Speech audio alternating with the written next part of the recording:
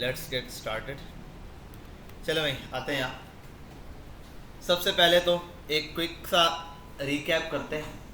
देखो front end पढ़ा था हमने रिएक्ट के ऊपर, जिसके हमने अंदर एक ही काम किया। पहले रिएक्ट के अंदर मल्टीपल छोटी छोटी चीज़ें सीखी, कंपोनेंट्स वगैरह ऐसे, फिर उसमें प्रॉप सीखे, फिर उसके अंदर उससे बढ़कर आगे गए स्टेट्स वगैरह सीखे, फिर कॉन्टेक्स्ट एपीआई सीखी, ठीक है, ये सारी चीज़ें। फिर एक्सियोस सीखा। जब एक्सियोस पे आए तो हम लोगों ने कुछ HTTP मेथड्स पढ़े थे, गेट और पोस्ट पढ़ा था, ठीक है। ये रिक्वेस्ट हमें डालना आगे। वहाँ हमें एक नई चीज़ का इंट्रोडक्शन हुआ जिसको कहते हैं एपीआई। एपीआई से हमारी कहानी जुड़ गई सर्वर के साथ कि भाई जब एपीआई आई है तो एपीआई कहीं बनती होगी। बनाने की बात आई तो पीछे सर्वर आया, सर्वर की बात आई तो फिर हमने Node.js के सर्वर को ट्राई किया। Node.js के सर्वर पर आए, बहुत आसान सा तरीका था। हमने Node.js के एक्सप्रेस मेथड के थ्रू क्या किया था, सर्वर बनाया था। मैंने आपको बताया था नोड के फ्रेमवर्क्स बहुत सारे हैं, सबसे ज़्यादा पॉपुलर फ्रेमवर्क क्या है, एक्सप्रेस है। बाकी आप दूसरे और भी हैं, सॉकेट आईओ भी है, डॉट आईओ भी है और नेस्ट भी है। उसके अलावा एक दो और भी हैं, तो आप वो भी ट्राई कर सकते हो। वो भी बड़े सिंपल है, आप उन पर क्लिक करोगे बता देगा npm i करके उसका पैकेज इंस्टॉल करो, ये करो, ये 4-5 कमांड्स है, नेसेसरी है बोल। उसके बाद बाकी अच्छा प्योर नोड पे भी ऐसे काम हो जाता है, प्योर नोड पे भी।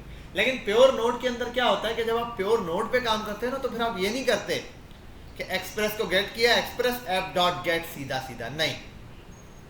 वहां आप HTTPS मेथड्स क्रिएट करते हो खुद। गेट को खुद क्रिएट करोगे, पोस्ट को खुद क्रिएट करोगे, एक एक चीज को खुद क्रिएट करते हो जीरो से।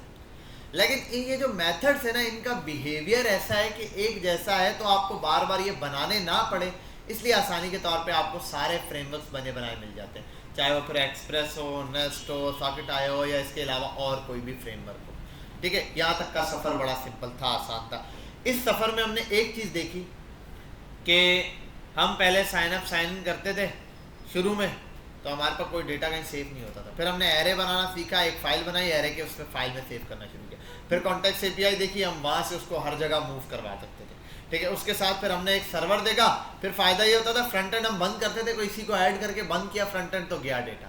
फिर हमने सर्वर जब ऐड किया तो हम सर्वर सेंड करते थे, डेटा सेफ रहता था सर्वर में जब तक सर्वर ऑन है। ऐसा ही सर्वर बंद करते थे तो वो उड़ जाता था, ठीक है। अब आज अगर जैसे BMJ की बात करूं, या हमारे कोई डेटा है जो सर्वर पे रखा हुआ है, आज हमने सेव कर दिया, सर्वर हम बंद करते हैं, ऑन करते हैं, दोबारा डेटा रहेगा या नहीं रहेगा, या नहीं रहेगा, डेटा रहेगा। वजह यह कि डेटा सिर्फ सर्वर पे सर्कुलेट नहीं कर रहा, ठीक है, सर्वर पे सर्कुलेट नहीं कर रहा, वो क्या है, डेटाबेस में सेव भी हो रहा है। क्या हो रहा है, डेटाबेस में साथ साथ सेव भी। जब डेटाबेस के अंदर साथ साथ डेटा सेव हो रहा है तो इसका मतलब वो डेटा सिक्योर है जब तक डेटाबेस है। इसकी एग्जांपल आप समझ लो कि आपकी हार्ड ड्राइव है, हार्ड ड्राइव के अंदर जो डेटा सेव है वो सेफ है। अगर आपका CPU खराब भी हो जाता है, हार्ड ड्राइव में जो डेटा पड़ा हुआ है वो आपके पास क्या है, सेफ है। अच्छा एक और चीज़, ये जो सर्वर वाला डेटा है ना, वो सिर्फ सर्विस प्रोवाइड करने के लिए यहाँ से वहाँ डेटा ले जाते हुए तब तक के लिए ऑन है। मतलब जब तक मेरा सिस्टम ऑन है, मैं एक फोल्डर में जाऊँ, वहाँ से 10-15 पिक्चर्स उनको कट करूँ, वो गायब हो जाएंगी वहाँ से, समझ लो कट हो गई, दूसरी जगह पेस्ट करने के लिए। अब जब तक मेरा सिस्टम ऑन नहीं होता, जब तक मैं ये सिस्टम ऑन है, मैं उसको कहीं पर भी पेस्ट कर सकता हूँ। लेकिन अगर एक दफ़ा सिस्टम बंद हो गया तो अब मैं उसको दोबारा पेस्ट नहीं कर सकता। वो चीज़ क्या है, फाइल उसने जो होल्ड की थी वो गई, समझे बात। कोई टेक्स्ट था बिल पर, यहाँ एक टेक्स्ट है, मैंने लिखा गूगल, ये मैंने कॉपी कर लिया गूगल वाला, ये बंद किया। अब वो गूगल वाला टेक्स्ट तब तक सेफ रहेगा जब तक मैं इसको पेस्ट नहीं कर देता, एक ये या दूसरे किसी को कॉपी नहीं करता, ओवरराइट नहीं करता। या फिर अगर ये बंद हो गया तो फिर ये डेटा चला गया, समझे बात। ये रैम ने कैरी किया हुआ है। ये हमारे पास क्या होता है, रैम होती है, रैम के अंदर चल रहा है, रैंडम एक्सेस मेमोरी हमारे पास चल रही है। ये जो रैंडम एक्सेस मेमोरी चल रही है ना, इसके अंदर ये डेटा क्या हो रहा है, आर्जी तौर पर हमारे पास सेफ हो रहा है। अब इसी तरीके से सर्वर का भी यही काम हो रहा होता है। सर्वर डेटा होल्ड करता है, चेक करता है कि कौन सा डेटा किसको देना है, कौन सा डेटा किसको नहीं देना है, उसको होल्ड करता है और फिर डेटाबेस में भेजता है, डेटाबेस उसको प्रोसेस करता है, सेव कर देता है। अब सर्वर बंद हो जाए, सारी चीज़ें बंद हो जाए, डेटाबेस भी बंद हो, कोई मसला नहीं। लेकिन जब आप उसको ऑन करोगे ना, तो सारा डेटा वैसे का वैसे आपको मिलेगा। अब ये जो डेटा बेस आ गई है, इसके अंदर मैं 10 दफ़ा आपसे बात कर चुका हूँ। डेटाबेस में स्टार्ट डेटा से होता है, आपको पता है अब डेटा क्या है, मुझे डिटेल में जाने की ज़रूरत नहीं है। कोई भी एक इन्फॉर्मेशन जो डेटाबेस कहलाती है, ठीक है, सिंपल डेटा कहलाता है, और डेटा जहाँ सेव किया जाता है वो डेटाबेस। अब हमारे पास जो प्रोग्रामिंग के अंदर डेटाबेस की टाइप्स आती हैं, कितनी टाइप होती है डेटाबेस की? कितनी टाइप होती है? 3 में से 2 या 2 में से 3, कितनी होती है? हमारे पास 2 किस्म की डेटा टाइप्स होती है, ठीक है। एक हमारे पास होती है सीक्वल डेटाबेस और दूसरी नॉन सीक्वल, ठीक है, ये होता है। इसमें आप ये भी बोलते हैं रेशनल डेटाबेस या non rational database, relational, sorry. अब ये क्या है नॉन सीक्वल या सीक्वल? सीक्वल जो है वो हमारे पास एसक्यूएल की सीरीज में आ जाती है सारी डेटाबेस, और ज़्यादातर मिलती भी हमें एसक्यूएल डेटाबेस है स्ट्रक्चर्ड फॉर्म में। इनको एसक्यूएल जो है ना स्ट्रक्चर क्यूरी लैंग्वेज भी कहलाती है। ये टेबुलर फॉर्मेट में चल रहा होता है। इसमें जितना भी डेटा आता है वो सारा का सारा किस फॉर्मेट में होता है? टेबुलर। और ज़्यादातर डेटा को मैनेज करने का आसान तरीका भी क्या है? टेबल ही है। इससे इनकार भी नहीं है कि टेबल में डेटा इजीली हैंडल हो जाता है। मतलब एक्सेल में आप जो फाइलें सेव कर रहे हो कॉलम रॉस की शक्ल में, वो एक्सेल में ज़्यादा अच्छे से सेव हो जाता है या आप जो जेसन बना रहे हो उसमें? एक्सेल में कितने नेम का कॉलम है, सारे नेम आ रहे हैं, ये आ रहा है एक रॉ सेलेक्ट की, तो वहाँ पे भी यही होता है। एक्सेल कोई भी बंदा जो डेटा एनालिस्ट बनना चाह रहा है, डेटा साइंस पढ़ रहा है, डेटा इंजीनियरिंग की तरफ जा रहा होता है, वो जो बेस लेता है ना उसके पास बेसिक टूल होता है जिसके ऊपर उसकी कमांड होती है, वो डेटा के हवाले से एक्सेल होता है। एक्सेल बिल्कुल बेसिक से स्टार्ट होता है। एक्सेल के बाद अगली डेटाबेस स्टार्ट होती है एक्सिस की, जो माइक्रोसॉफ्ट की है, एक्सेल से ही ऊपर की चीज़ वो। उसके बाद फिर वो बाकी डेटाबेसिस को आकर सीखते हैं, लेकिन कॉन्सेप्ट एक जैसा है डेटा को सेव करने के लिए। एक्सेल से जर्नी स्टार्ट हुई, एक्सिस पर गया, एक्सिस के बाद कहाँ पर चला गया? वो नेक्स्ट लेवल पे एसक्यूएल वगैरह पे, वहाँ जाके उसने ये डेटा स्टोर करना सीखा। अब हमारे केस में हम इसको क्यों यूज़ कर रहे हैं? नॉन सीक्वल को। नॉन सीक्वल में अगर बात करूँ तो हमारे पास क्या है? वो मोंगोडीबी इसमें एक बड़ी मिसाल है, जिसके अंदर हम नॉन सीक्वल होता है जो कि जेसन पे काम कर रहा होता है। इसमें स्ट्रक्चर में डेटा जो है वो स्ट्रक्चरल जो डेटा होता है वो डेटा असल में जेसन के फॉर्मेट में होता है, ये टेबुलर फॉर्मेट में नहीं होता। इसका सबसे बड़ा फ़ायदा ये है हमारे केस में कि हम स्टार्ट से एंड तक किसी एक चीज़ पर ही खेल रहे हैं। वो क्या है? जावास्क्रिप्ट। और जावास्क्रिप्ट डेटा को सबसे अच्छा हैंडल करता है किस फॉर्मेट में? जेसन में। तो जब जेसन कम्युनिकेट कर रहा है किसके साथ? बैकएंड के साथ, तो वो जेसन टू जेसन खेल रहा है। तो फ्रंट एंड से बैकएंड पे डेटा आया जेसन में, अब जेसन से जब दोबारा डेटाबेस तक जा रहा है या डेटाबेस से आ रहा है तो स्ट्रक्चर चेंज नहीं हो रहा, वही है, उसी स्ट्रक्चर में चल रहा है। तो इसमें स्पीड भी ज़्यादा होगी, एक्यूरेसी भी ज़्यादा होगी और डेटा भी ईजिली गेट किया जा सकेगा।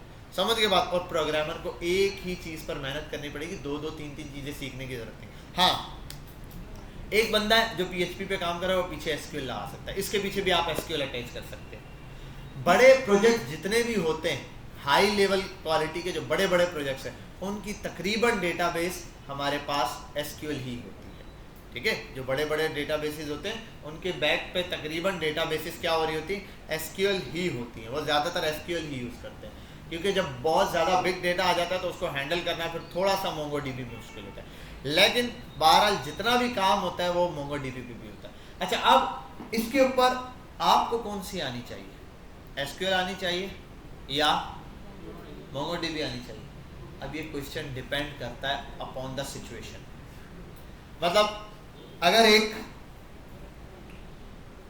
डेवलपर है जो कि जस्ट डेटाबेस के लिए गया है, भाई मैं डेटाबेस मैनेजर हूँ, डेटाबेस के लिए गया हूँ, डेटाबेस डेवलपर हूँ, मुझे डेटाबेस का ही सारा काम आता है, तो फिर यहाँ मुझे सारी डेटाबेस आनी चाहिए, हर किस्म की डेटाबेस से मैं निपट सकता हूँ, और मुझे डेटाबेस की हर क्यूरी पता हो, मुझे डेटाबेस के अंदर हर प्रॉब्लम्स का सॉल्यूशन पता हो, तो वहाँ मुझे एसक्यूएल और नॉन सीक्वल दोनों आनी चाहिए, रिलेशनल नॉन रिलेशनल दोनों आनी चाहिए। मोंगोडीबी अच्छे से आनी चाहिए, एसक्यूएल अच्छे से आनी चाहिए, क्योंकि मैं डेटाबेस को हैंडल करूँ। अगर मैं बात करूँ कि मैं बैकएंड डेवलपर हूँ तो मुझे नोड.जेएस आना चाहिए, ऐसा ही नहीं, मुझे .NET भी पता होना चाहिए, मुझे C++ भी पता होना चाहिए, मुझे C भी पता होना चाहिए, मुझे जावा भी पता होना चाहिए, मुझे मल्टीपल लैंग्वेजेस, मुझे PHP भी पता होनी चाहिए, क्योंकि मैं बैकएंड का डेवलपर हूँ, सिर्फ बैकएंड पे काम कर रहा हूँ। तो बैकएंड की जितनी लैंग्वेजेस है, किसी भी उसका प्रोजेक्ट आगे गया इस पर .NET का पीछे प्रोग्राम, ठीक है, मुझे पता है बैकएंड कैसे काम कर रहा होता है, बस सिंटैक्स चेंज होंगे ना, बैकएंड तो एक जैसा काम कर रहा है, थोड़ा सा उसके अंदर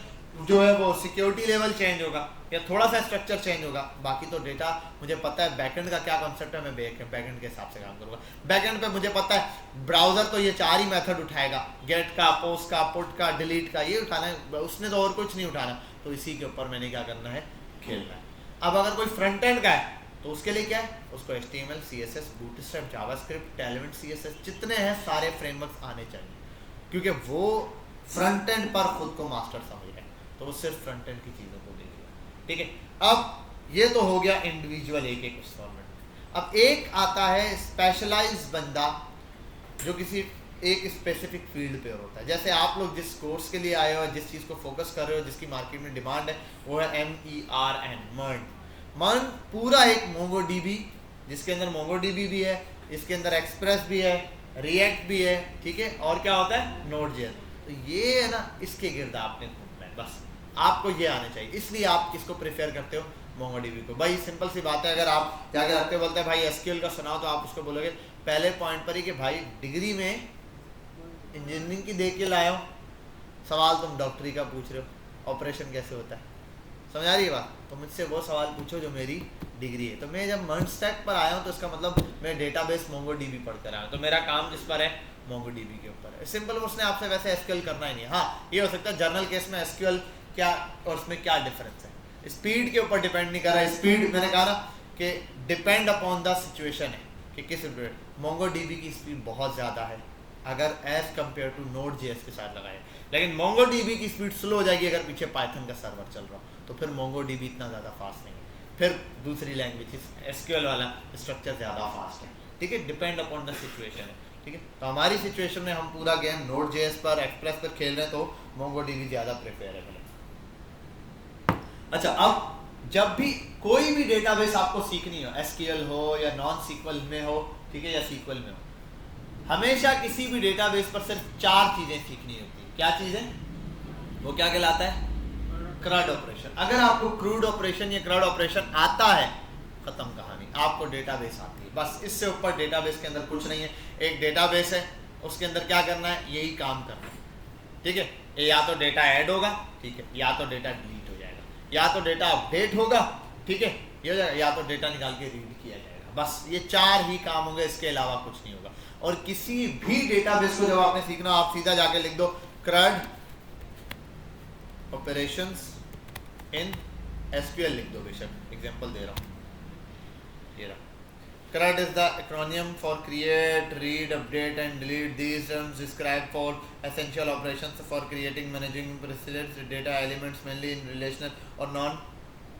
ठीक है कहानी, इसने बता दिया किस तरीके से काम करता है। यहाँ हो गए CRUD को अपडेट करेगा, CRUD SQL के अंदर कैसे चलता है, बहुत सिंपल है। अब ये आपने सीखना होता है, अगर ये आ गया हर डेटाबेस के अंदर आ जाएगा आपको। एक बच्चा था लास्ट टाइम जिसने ये एक सॉफ्टवेयर हाउस है यहीं शाहरा फैसल पे, मेरा स्टूडेंट था, लास्ट सेमेस्टर उसने ये कंप्लीट किया और वो डेटाबेस पढ़ के गया था, MongoDB सारा कुछ। वो जहाँ जा रहा था जॉब करने, वो सारा काम Node.js तक करते थे, ठीक है, बैकएंड पे नोड के साथ पाइथन वगैरह भी। उस बच्चे ने O लेवल्स किया था, पाइथन पढ़ के आया हुआ था, तो उसने कहा सर मैं पाइथन पे भी वो बैकएंड वगैरह बना लेता हूँ, मसला नहीं है, लेकिन सर मसला ये मैंने तो सिर्फ MongoDB डेटाबेस में पढ़ी है, पाइथन में वहाँ पढ़ चुका हूँ, MongoDB आपके पास पढ़ी है, रिएक्ट वगैरह मुझे आता है, सिर्फ मसला। और उसका अगले दिन होता, मैंने W3 स्कूल का उसको सिर्फ कोर्स दिया गया, यार ये आप देख लो, 3-4 घंटे का था। उसने वो W3 पर जाके पूरा SQL वन टाइम क्या, रातों रात SQL पढ़ के सुबह जाके टेस्ट दे के डेटा क्रिएट, रीड, डिलीट सारा कुछ करके आ गया। पूरा एक उन्होंने प्रोजेक्ट दिया, उसको फ्रंट एंड पूरा आता था, बना लिया, बैक एंड में पाइथन का सर्वर बना लिया, डेटाबेस की जो कनेक्टिविटी थी वो सीधा सीधा एक रात के अंदर बैठ के वो SQL देख कर आ गया, एक रात में SQL का काम खत्म हो गया।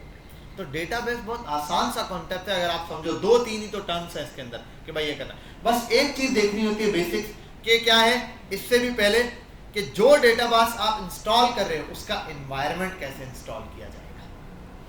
SQL का एनवायरनमेंट अलग है, कुछ सॉफ्टवेयर चाहिए, ये चाहिए, वो चाहिए, हर एक का एनवायरनमेंट कैसे बनाया जाएगा आपने ये समझना है पहले नंबर पे किसी उसका। दूसरे नंबर पे आपने उसको यूज कैसे करना है, बस इसमें 4 काम सीखने।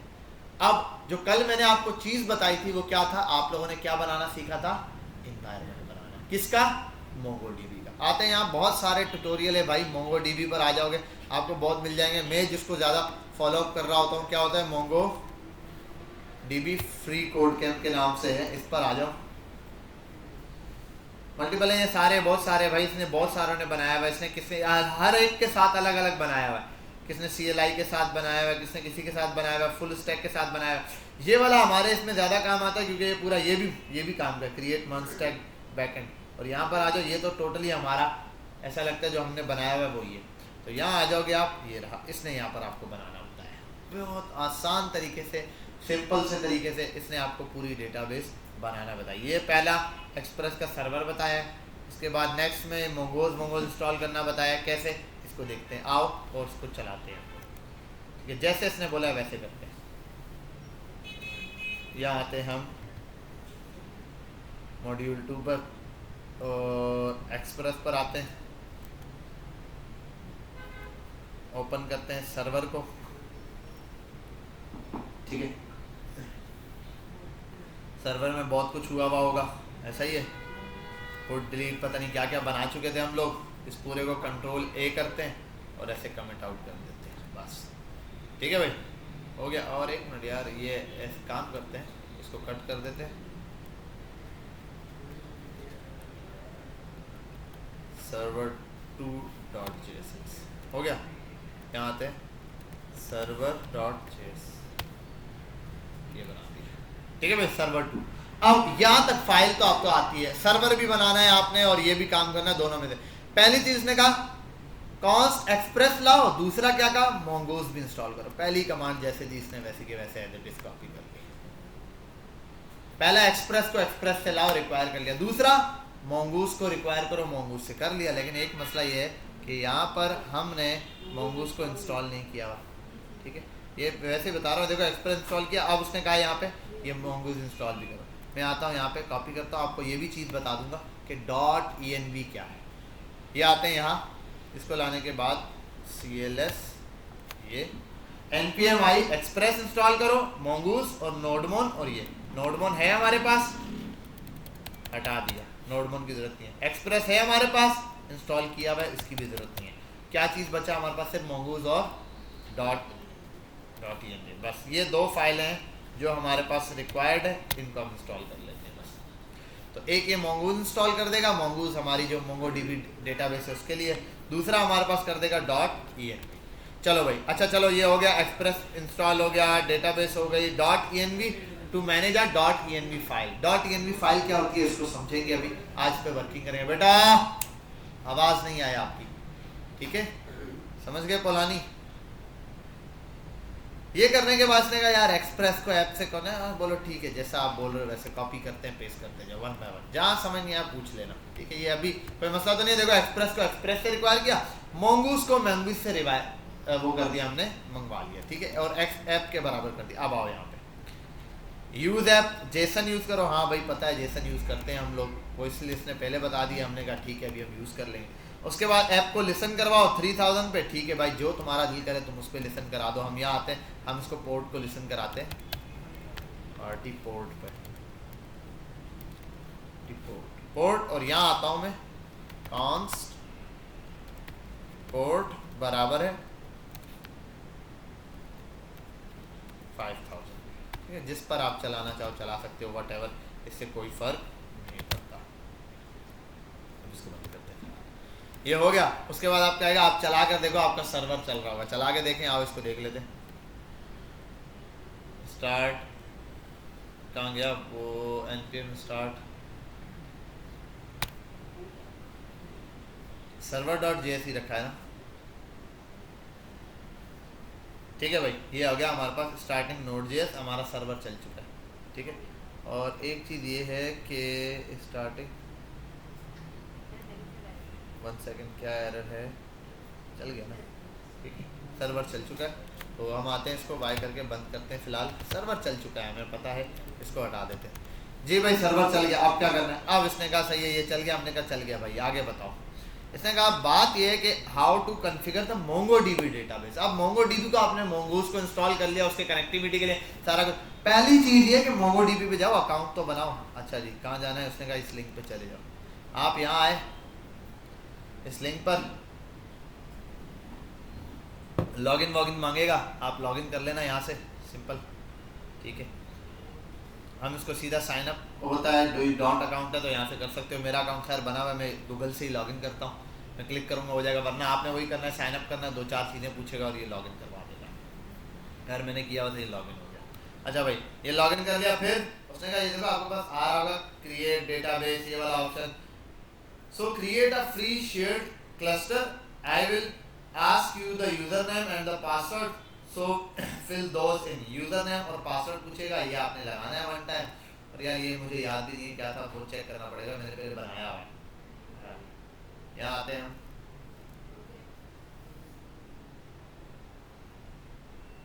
खाली हो गया, ठीक है। खैर यहाँ आते हैं हम, ये दिया हुआ तो है इसमें, visualise your data, let's create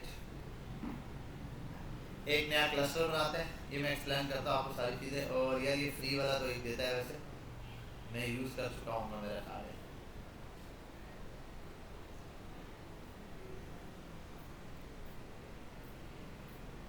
यार ये दे रहा है ना पैसों वाला, मैंने कहा ना मेरे पास एक बना हुआ है, कंट्रोल शिफ्ट टी,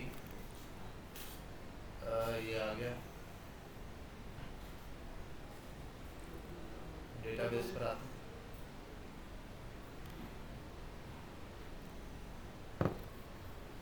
हाँ ये फ्री का एक क्लस्टर मेरे पास है, इसको आते हैं शायद कनेक्ट पर, आपके पास ऑप्शन आएगा यार, ये मेरे पास ये आ रहा है ना, आपके पास ये नहीं आएगा, आपके पास ये ऑप्शन आएगा क्रिएट वाला, ठीक है।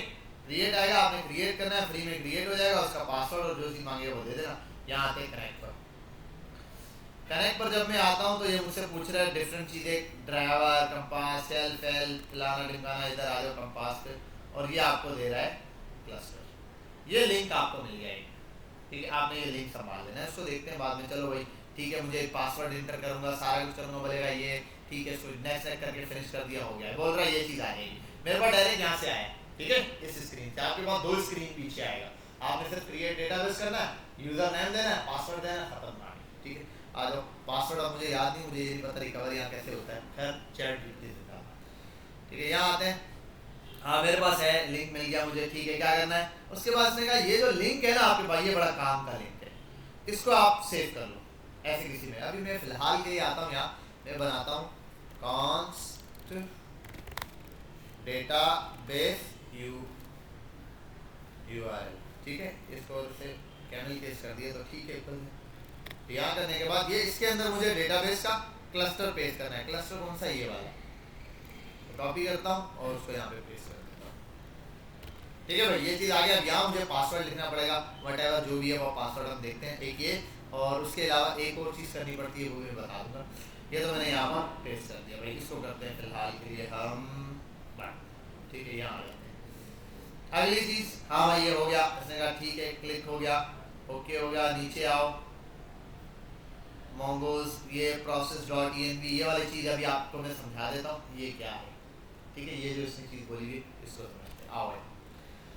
अब देखो बात सुनो, ये जो चीज़ है ना, ये हो गया बिल पर आपका सर्वर किस पोर्ट पे चल रहा है, कहाँ पर चलेगा, ये भी असल में जब आप सर्वर लाइव करोगे कहाँ चलाना है आपने, ये दोनों चीज़ें खुफिया है, ये कॉन्फिडेंशियल चीज़ें, ये हो सकता है कुछ और पासवर्ड हो सकते हैं और मल्टीपल चीज़ें होती हैं जो आप यहाँ कॉन्फिडेंशियल रखना चाहते हैं, जिसको आप आगे नहीं फेंकना चाहते। अगर आप आओ तो यहाँ पर आपके पास एक फाइल होती है गेट इग्नोर की, ऐसा ही यहाँ आते हैं, कहाँ गया एक्सप्रेस, और यार ये व्यू में जाके आती है, कहाँ आती थी भाई ये,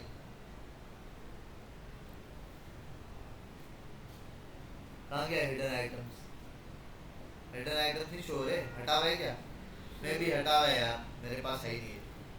खैर जिनके पास शो हो रहा है वो गेट पे जाके देख लेना, वहाँ फाइल होती है ना, डॉट मॉड्यूल्स को इग्नोर किया होता है, वहाँ एक फाइल इग्नोर की होती है .env की फाइल भी आप कभी भी वहाँ पर अपलोड नहीं करते, ठीक है। उसके अंदर क्यों, क्योंकि आपने खुफिया चीज़ें रखते हैं। बिल्कुल मैं आया, मैंने कहा .env ये लिख के एंटर मार दिया, खुद ब खुद ये सेटिंग आ गई। अब मैंने क्या करना है, इन दोनों को पकड़ना है चुपचाप, पोर्ट और इसको यहाँ से कर देना है कट, और यहाँ ला कर इनको कर देना है पेस्ट, हो गए ये दोनों के दोनों यहाँ पे। पर ये इधर कॉन्स की जरूरत नहीं है, सीधा सीधा जावास्क्रिप्ट थोड़ी लिख रहे हैं, ये आप सीधा आगे यहाँ पर लिख दो, ये और ये चीज़ रिक्वायर्ड है, ठीक है भाई, इसकी भी जरूरत नहीं है। बहरहाल ये आप है, दोनों चीज़ें यहाँ डिस्क्राइब करें। अब यहाँ आते आप, इसको प्रोसेस कैसे करना है उसके लिए सिंपल है, आपने लाना है कॉन्स्ट, पहले तो कर दो ये रिक्वायर्ड डॉट env, ये आपको रिक्वायर है, और डॉट कॉन्फ़िगर, एक ये वाली चीज करनी है, ये लाके यहाँ पे ये ऑटो एक्सेस कर लेगा उस फाइल को। दूसरी चीज, अब ये क्या है, ये कह रहा है डॉट env से रिक्वायर है, उसके अंदर जो भी कॉन्फ़िगरेशन दी गई है वो आपको चीजें चाहिए जो उसके अंदर दी गई है। अब ये यूज करने के लिए आप कुछ भी MongoDB स्ट्रिंग बोल रहे हैं ना, मोंगो स्ट्रिंग बोल रहा है, असल में ये डेटाबेस के यूआरएल को मोंगो स्ट्रिंग ही कहते हैं, MongoDB का स्ट्रिंग है, यूआरएल स्ट्रिंग भी बोलते हैं।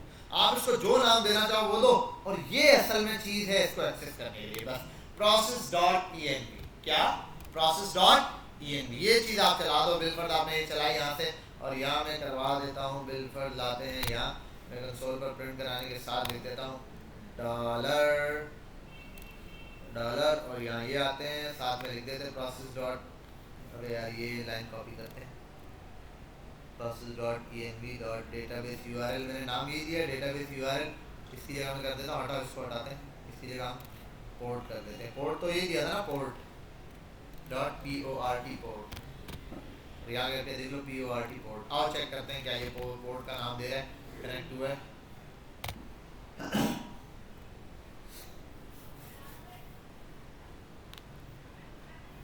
पोर्ट इज नॉट डिफाइंड, यहाँ पर एक इशू दे रहा है, द crashed CLS, 1 सेकंड, ये कनेक्ट नहीं हुआ,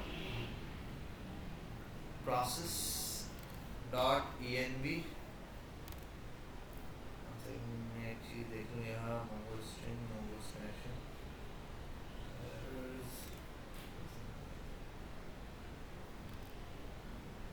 dot env dot process dot env dot port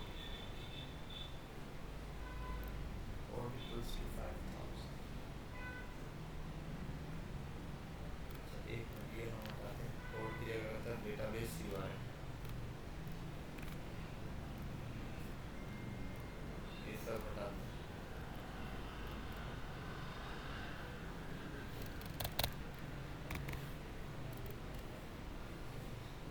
let's see यहाँ क्या एरर है, कोई सिंटैक्स एरर किया है मैंने, इस वजह से एरर दे रहा है। लेट्स सी कहाँ एरर है, port is not defined, port तो खत्म हो गया भाई, पोर्ट तो कहीं दिया ही नहीं, पोर्ट और कहीं दिया है क्या, अच्छा अरे वो इसका मतलब वहाँ नहीं, यहाँ सही दे रहा होगा, वो यहाँ नहीं यहाँ एरर दे रहा था जहाँ चलाना था, पोर्ट चलाते हुए इसने एरर दिया है यहाँ का, आई थिंक सो कि यही एरर है। ऐप लिस्टिंग में मैंने सिर्फ प्रिंट कराने वाली जगह ये चेंज किया, यहाँ पर नहीं चेंज किया, चल गया ठीक है भाई। तो हमारे पास क्या हुआ, कंट्रोल सी ये और CLS, वो असल में एरर नहीं था, वो मैंने नाम उस जगह नहीं चेंज किया था जहाँ चेंज करना था, मैंने सिर्फ कंसोल कर, तो देखो यहाँ पर ये चल रहा है, यहाँ से डॉट env से ये फाइल क्या हो रही है, एक्सेस हो रही है, बस सिंपल, और कोई चीज़ मैंने यहाँ पर चेंज नहीं की। ये जितनी भी कॉन्फिडेंशियल चीज़ें होंगी आपकी वो यहाँ पर आप रखोगे, all your confidential जो भी वेरिएबल्स या कुछ भी कर दो, ठीक है, आपके कॉन्फिडेंशियल वेरिएबल्स जितने होंगे सबके सबको आप क्या करोगे, यहाँ पर आप पोर्ट भी आप यहाँ लिखोगे, डेटाबेस का यूआरएल भी सब, और उसको एक्सेस करने के लिए एक तो ये रिक्वायर लगा देना, ये मुझे हमेशा याद नहीं रहता, या तो ChatGPT या तो गूगल पे मिल जाता है, वहाँ से कॉपी पेस्ट मारो, वरना डेटाबेस जहाँ बता रहा होता है कनेक्शन वहाँ बता देता है, ये डेटाबेस के साथ ज़्यादा बताते हैं सर्वर से के मुकाबले, क्योंकि पोर्ट अक्सर कहीं डायरेक्ट दी होती है एक्सप्रेस के अंदर भी, लेकिन जब डेटाबेस की कनेक्टिविटी आती है ना, फिर क्योंकि की भी बहुत इंपॉर्टेंट होता है, तो इन चीज़ों को वो संभालने के लिए क्या करता है, डॉट env में जाके पेस्ट करो। खैर ये हमने चलाया, प्रोसेस डॉट env का मेथड है, डॉट env को प्रोसेस करो, क्या प्रोसेस करना है उसके अंदर से जो चीज़ आप बोलोगे वो ये प्रोसेस करेगा। अच्छा इस पर एक काम करते हैं ना, वो जो डेटाबेस यूआरएल था वो करने की कोशिश करते हैं, डेटा समझे हो बेटा, डेटाबेस यूआरएल, ये भी जरा आप चला के देखें क्या आता है, जवाबन सवालन के साथ जवाबन क्या मिलता है, लेट्स सी, ठीक है भाई। ये चीज़ यहाँ पर आगे कंट्रोल तो गोली मारते हैं, यहाँ आते हैं, ठीक है भाई, ये चल रहा है, तो डेटाबेस इसी तरीके से रनिंग कर रही है और उसके अंदर ये चीज़ पोर्ट से आगे, तो ये तो खास समझ में आ गया, यहाँ का कोई मसला क्लियर है। अब आगे आते हैं, अच्छा भाई ये सब हो गया, कॉन्फ़िगरेशन हो गई, मोंगोज हो गया। अब मोंगोज के लिए एक से दो चीजें हैं जो चलाना है। देखो वेरिएबल क्या बनाया था, वेरिएबल क्या बनाया था, ऐप बनाया था एक, दूसरा बनाया है एक्सप्रेस। एक्सप्रेस को तो जाहिर सी बात है इसके बराबर कर दिया ऐप के। अब ऐप है, मोंगूस बना के ऐसे ही छोड़ दिया। मोंगूस पे पहला काम हो रहा है मोंगूस डॉट कनेक्ट, मोंगूस डॉट कनेक्ट हो रहा है। आओ करते हैं इसको, मोंगूस डॉट कनेक्ट, ये एक फंक्शन मोंगूस डॉट कनेक्ट। और इसके अंदर आपने क्या देना है, वो वाला स्ट्रिंग देना है जो वहां पर चल रहा है। अब चाहो आप चाहो तो वहां से process.env से इसको लाओ और अलग अलग वेरिएबल में सेव कराओ, वो भी कर सकते हो। यहाँ पर सिंपल इस चीज को उठाओ, इतने को .env को कॉपी करो, यहाँ पर लगाओ पेस्ट, और इसके आगे उस वेरिएबल का नाम दे दो जो आपने लगाया है। ठीक है भाई, ये डेटाबेस है। अब समझ आ जाएगी यहाँ डेटाबेस का जो यूआरएल है, जो मोंगोस का जो स्ट्रिंग है, वो आपने यहाँ कनेक्ट कर दिया। ये आपकी कनेक्टिविटी के लिए काफी है। चलो सेव करते हैं और इसको चलाते हैं। आपकी डेटाबेस कनेक्ट हो चुकी है। क्या हो चुकी है, डेटाबेस कनेक्ट हो चुकी है, लेकिन मैसेज नहीं आ रहा, क्रैश हो रही। वजह क्या है, मैसेज क्यों नहीं आ रहा? हाँ, हमने अभी डेटाबेस तो बना दी है, लेकिन उसको क्या नहीं करवाया हुआ, प्रिंट नहीं करवाया। जब प्रिंट नहीं कराया तो उसके अंदर भी एक एरर आएगा। तो आओ खैर उसको देखते हैं। अभी यहाँ आते हैं। ये अब उसने कहा आओ अब ये जो कनेक्शंस दिया है ना, मोंगूस डॉट कनेक्शन, इसका सारा गेम है डेटाबेस के लिए। ये वो है मेथड जो आपकी डेटाबेस के साथ कनेक्शन जोड़ा है। मतलब जब आपने मोंगूस बना दिया, मोंगूस को कनेक्ट कराया, स्ट्रिंग से हो गया, अब उस कनेक्शन को आपने यूज करना है। तो असल वर्ड है ये मोंगूस कनेक्शन। ठीक है, वो वन लाइनों के अंदर भी लिखा जाता है, जैसे आपको समझ आए, कंट्रोल सी वाई। ठीक है भाई, यहाँ आता हूँ मैं, करता हूँ इसको, मोंगूस हो गया। ये कॉपी का किया हुआ है, कॉपी तो हम ये किए थे। अब असल में है ये आपकी डेटाबेस जिस पे कनेक्शन करना है आपने। अब इसको जो मर्जी है नाम दो, कॉन्स, तो हम सीधा सीधा देते हैं क्या, डेटाबेस। कैपिटल दो, स्मॉल दो, वो आपकी मर्जी है। ये असल में आपकी डेटाबेस। अब जब डेटाबेस बन चुकी है तो ये डेटाबेस दो ही काम करती है। एक होता है डेटाबेस डॉट ऑन, ठीक है, और दूसरा होता है डेटाबेस डॉट वंस। ठीक है, डेटाबेस डॉट ऑन होता है, और हाँ ठीक है, और दूसरा है डेटाबेस डॉट वंस। और देखो इनके आगे डॉट लगा रहा हूं, खुद ही वो चीजें दे रहा है। अब इन दोनों में एक एक ही चीज होती है। ये क्या करते हैं, एक एक आर्ग्यूमेंट लेते हैं। ठीक है, दो आर्ग्यूमेंट सॉरी दोनों लेते हैं, जिसमें से दोनों का दूसरे नंबर वाला आर्ग्यूमेंट क्या होता है, एक कॉल बैक फंक्शन होता है। और पहले नंबर पे अगर डेटाबेस ऑन वाला काम है, डेटाबेस क्या है, ऑन वाला काम है, तो वो लेता है असल में एरर। क्या लेता है, एरर। और अगला वही है, कॉल बैक फंक्शन ले लेगा, इसके अंदर जो चीज आप यहाँ लिख के प्रिंट कराओगे, एरर या कोई मैसेज, वो आपको यहाँ पर क्या कर देगा, एरर दे देगा। तो मैं आता हूँ यहाँ पर, और उसने कंसोल पे प्रिंट कराया तो कंसोल डॉट लॉग, और लिख देता ERR एरर। ठीक है, और दूसरा है कनेक्टिविटी। तो इस कनेक्टिविटी में भी सेम यही चीज़ है। यहाँ पर आने के बाद आप दो ही काम करोगे। डेटाबेस ऑन है तो यहाँ पर दो CONNEC कनेक्ट, कनेक्टिव बोलते हैं इसको। ठीक है, कनेक्टेड है, वैसे वर्ड आई थिंक कनेक्ट भी चल जाता है, चेक कर लेना बनता है। बहरहाल यहाँ आते हैं, ये दिया और यहाँ आ गए। अब इसके बाद ये जो कंसोल है, अभी हम सिंपली कंसोल पे प्रिंट करा रहे हैं, आगे जाके देखेंगे कि क्या है। डेटाबेस हमारी कनेक्ट हुई है नहीं, इस चीज़ को चेक करना है, मैं इस चीज़ को वेरीफाई करना है। तो मैं यहाँ आता हूँ और लिख देता हूँ कि यहाँ चाहूँ तो यहाँ जैसे एरर लिया है, यहाँ पे भी कनेक्ट लेकर नीचे कनेक्ट का मैसेज करना चला, लेकिन यहाँ हम रैंडम प्रिंट कराते होते हैं ज़्यादातर कि भाई हमारे पास क्या है, डेटा प्रिंट हुआ है या वो डेटाबेस कनेक्ट हुई है, तो लिख देता हूँ डेटा CONNEC कनेक्टेड। आओ चेक करें, आओ यहाँ पर, और हमारे पास बहरहाल एरर ही आएगा। हाँ, इस वजह से क्योंकि हमने अपने उस पर अभी तक क्या नहीं लगाया, पासवर्ड नहीं लगाया। जैसे ही पासवर्ड लगाएंगे तो इंशाल्लाह अज़्ज़ा वजल ये चीज़ कनेक्ट हो जाएगी। सर्वर स्टार्ट हो गया पाइथन पोर्ट पे, लेकिन ये क्रैश हो रहा है क्योंकि मेरे पास क्या नहीं है, पासवर्ड नहीं है। तो पासवर्ड लगाना बहुत आसान है, आउट ढूंढे यार कहाँ से निकलता है। तो भाई हाँ एक न्यू प्रोजेक्ट बनाते हैं। वैसे यार ये एक मिनट यार, मुझे इसका वैसे भी ये भी आता है, डेटाबेस एक्सेस में आते हैं, अगर भूल जाऊंगा तो मैं बार बार यही बनाता रहूँगा। लेट्स सी, चेक भी हो जाएगा कि कहाँ से मिलता है इसका। Edit configuration, browse collection, password तो यहीं कहीं देना चाहिए यार इसको।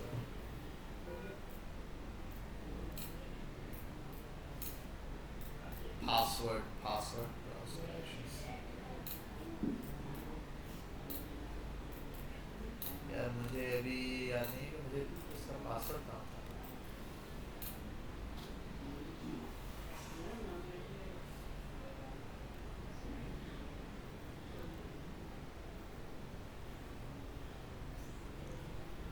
आई एम वॉचिंग के यार, अगर मेरे पास कभी भूल जाऊँ पासवर्ड तो पासवर्ड आएगा कहाँ से। कभी भूल जाए बंदा तो क्या करेगा, नया बनाता रहेगा। इसका पासवर्ड कहाँ से आता है ये भी दिया हुआ होता है यार। 2 मिनट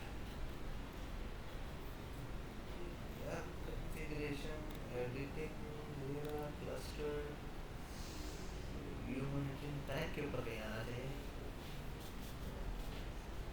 बस कहीं नज़र आ रहा है password? Don't think so. Edit configuration में कॉन्फ़िगरेशन आ रही बट पासवर्ड नहीं आ रहा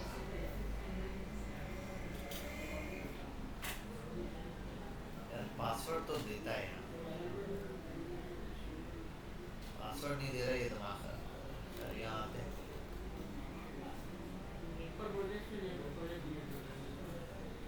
कहाँ गया? नहीं है ना। लेकिन यार वो पासवर्ड मुझे याद नहीं आ रहा कैसे वो हो जाता है, निकल जाता है पासवर्ड। ऐसा नहीं है कि पासवर्ड नहीं निकलता, हम आ जाते हैं लिख देते हैं। क्या लिखो यार, तुम लोगों की क्लास क्या है? BMJ W7। आओ बना दे भाई, बना दे।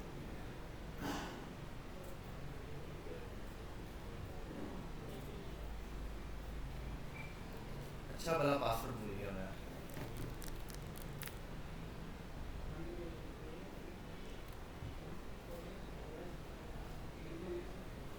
चल जा चल जा।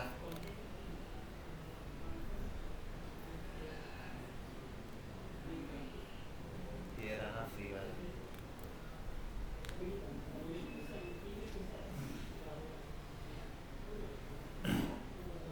हाँ भाई, क्या है पासवर्ड? यूजर नेम डैम फिलहाल सिद्दीक। यार ये एक तो हर दफा भूल जाता हूँ। यूजर नेम रखता हूँ, क्या रखा हुआ है मैंने? BMJ W7। और पासवर्ड बड़ा आसान सा रखते हैं यार, BMJ 20 या W7। Let's see, BMJ W7। हाँ हाँ भाई, सेव हो गया। ठीक है, ओके हो गया भाई, परफेक्ट है। Ganesh Maharaj overview, okay okay, thank you very much. यार वो मैं पासवर्ड भूल ही गया। क्या दिया था पासवर्ड में? चल बेटा, हो गया तेरा काम खत्म। अब तू ज़रा यहाँ आ जा कनेक्टिविटी के पास, कंपास पर आते हैं। 2 मिनट बस इसको हम लगाते हैं यार और कहानी ख़त्म करते हैं। और इन्वायरमेंट में आते हैं यार। वो उसका पासवर्ड बस ये, इसका पासवर्ड भूल गए। वैसे इसका पासवर्ड हम डिटेक्ट करेंगे कि कैसे निकाला जाता है। और @पासवर्ड क्या लिखा था? BMJ W7, यही था बस। ठीक है, पासवर्ड हो गया, इसको हटाते हैं, फिलहाल बंद करते हैं। अब चेक कराते हैं कि भाई डेटाबेस में ही कनेक्शन हो जाना चाहिए। बाहर आ जाओ। CLS ये क्यों रखा है मैंने? लेट्स सी कि रिक्वेस्ट कनेक्ट होती है। अब ये रिक्वेस्ट भेजी हुई, उसने कनेक्शन भेजी। डेटाबेस क्या हो चुकी है हमारी? कनेक्ट। ये है सिंपल एक डेटाबेस का एनवायरनमेंट सेट करना कि आपको ये चीज़ें रिक्वायर्ड होती हैं डेटाबेस बनाने के लिए और ये चीज़ें बनाने के लिए। ठीक है, ये आ गया। अब यहाँ आता हूँ ज़रा इसके ऊपर। ये क्या चीज़ इसके साथ कनेक्ट हुई है? ये एक क्लस्टर कनेक्ट हुआ है। क्या चीज़ कनेक्ट हुआ है? एक क्लस्टर हमारे पास कनेक्ट हुआ है। इसको भी हम डिटेल में देखते हैं। इसके अंदर बहुत सारी छोटी छोटी चीज़ें हैं, इसमें टाइटल्स हैं, फिर हम देखेंगे क्या कैसे काम कर रहा है। पहले यहाँ आ जाते हैं सर्वर। बेटा यहाँ तक बात समझ आ गई है? क्लियर है? ये ऑप्शंस वन बाय वन अगर देखना चाहो तो देखो, मैं एक काम करता हूँ आपके लिए। एक्सप्रेस के पूरे कोड को अलग करता हूँ, मोंगोडीबी के पूरे कोड को अलग करता हूँ। ठीक है, मैं आता हूँ, मोंगूज को कट किया, यहाँ आओ, ये एक्सप्रेस का काम है, ये एक्सप्रेस का है, ये रिक्वायर का है, उसको हटा देते हैं, ऐप का है यहाँ आते हैं नीचे,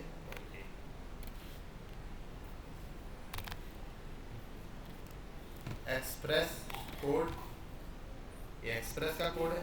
ठीक है, और यहाँ आने के बाद लिख देते डेटा बेस कनेक्शन, ये डेटाबेस की कनेक्टिविटी आ गई हमारे पास। तो हमारे पास दोनों चीजें आ गई, डेटाबेस भी कनेक्ट हो गया और ये चीज भी। तो डेटाबेस के अंदर एक mongoose नाम का वेरिएबल बनाया, उसके अंदर सिंपल mongoose डॉट कनेक्ट का था, कनेक्ट के साथ उसके लिए एक स्ट्रिंग की रिक्वायरमेंट थी। स्ट्रिंग आपको पता है कौन सा वाला है, वो हमने यहाँ से उठाया और ये स्ट्रिंग पेस्ट कर दिया, इसमें पासवर्ड होना लाजमी है वो। उसके बाद mongoose के अंदर एक कनेक्शन जुड़ गया है जो कि हमने किसी भी वेरिएबल में आप स्टोर करा सकते हो। नहीं कराना आपको ना कराओ, आप इसको ऐसे हटा के यहाँ लिखो mongoose connection dot on mongoose connection dot one, सब भी चल जाएगा। ठीक है, हम एक वेरिएबल बना लेते हैं कि भाई इसको नाम दे देते हैं mongoose कनेक्शन के बजाय पूरी डेटाबेस, ये जो mongoose से कनेक्शन हो वो डेटाबेस से गया। तो डेटाबेस बनाकर इज ऑन डॉट ऑन वाला और ये लगा देते हैं, वंस वो मैसेज होता है कि जब डेटाबेस कनेक्ट हो जाती है। और ये जो एरर है ना, ये इसमें क्या होता है मेरे पास असल में कि जब वो कनेक्ट नहीं होती, यहाँ पर क्या चीज हो रही होती है, एरर देना होता है, दिस इज फॉर एरर। यहाँ आते हैं, उसको थोड़ा बहुत छेड़ते हैं, यार आओ, क्या है वो, कहाँ है यार URL डॉट env पर आगे भी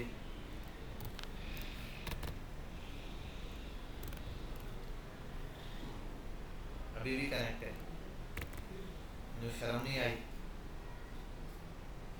ठीक है, इसने दे दिया और एक ब्लेंडर दिए कि मैंने एक मैसेज भी प्रिंट कराया था, सेव नहीं किया, wait for a second.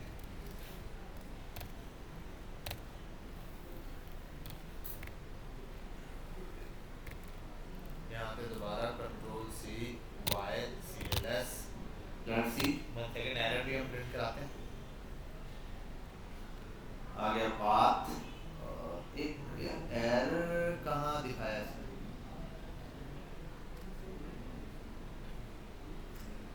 Server error, user server started हो गया, mongoose मैसेज आ गया,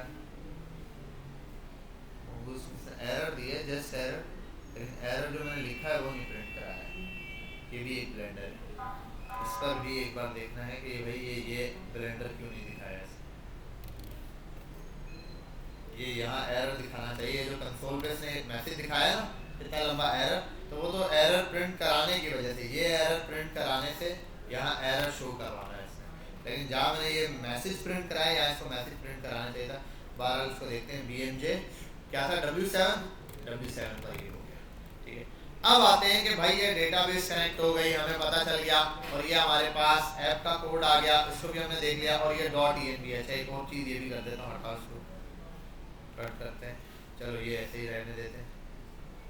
एक्सप्रेस से भी, इससे भी पहले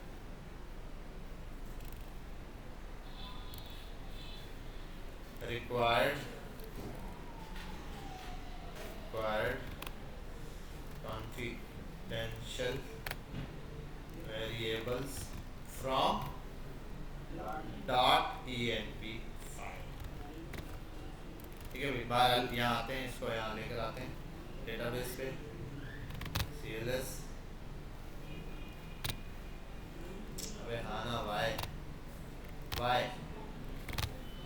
अब आओ यहाँ पर। अच्छा भाई, ये तो हो गया, इससे सीधा कनेक्शन। अब बात आती है डेटा पर, डेटा भेजना, डेटा सेव करना। उसके लिए क्या है, सिंपल एक कॉन्सेप्ट समझते हैं। जब आपने ये सब चला दिया, आपकी डेटाबेस कनेक्ट हो गई, डेटाबेस पर डेटा भेजते हैं, उससे पहले हमें एक दो पॉइंट समझने होंगे।